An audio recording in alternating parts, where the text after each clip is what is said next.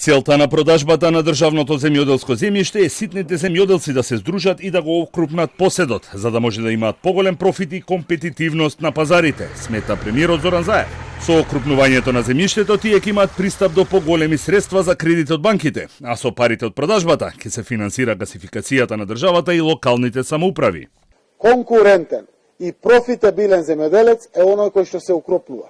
Не тоа значи дека треба да одат во фирмите и да работат. Тоа значи браќата, братучевите да го здружат земјоделското земјиште. Оти тракторот кој работи на 10 хектари, на 1 хектар не прави исти трошок по хектар.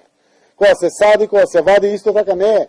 Министерот за земјоделство Аријанит Хоџа смета дека со законот ќе се развие економијата. Предност ќе имаат земјоделците кои веќе имаат државно земјиште по закуп, а странски државјани ќе може да го купат само ако имаат инвестиција над 30 милиони евра.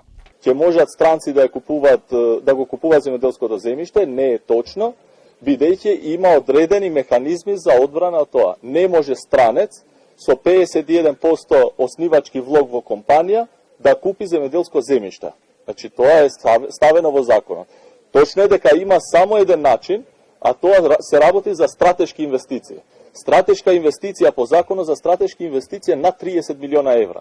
Критиките во јавноста главно се однесуваат на можноста во законот земјоделското земјиште по 10 години да се пренамени во градежно, како и за цената, која се движи од 30 центи до 1 евро за метар квадратен.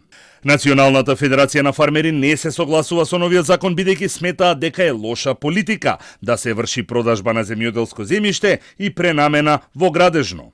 Најавите дека ќе бидат продавани само крупни парцели ќе ги стави семејните земјоделски стопанства во подредена положба, со оглед дека тие се со слаб инвестиционен капацитет и со мала можност за подигање на кредити за купување на земјиштето. Во таков случај ова надолг рок може да предизвика нивно постепено напуштање на земјоделството и на руралните средини.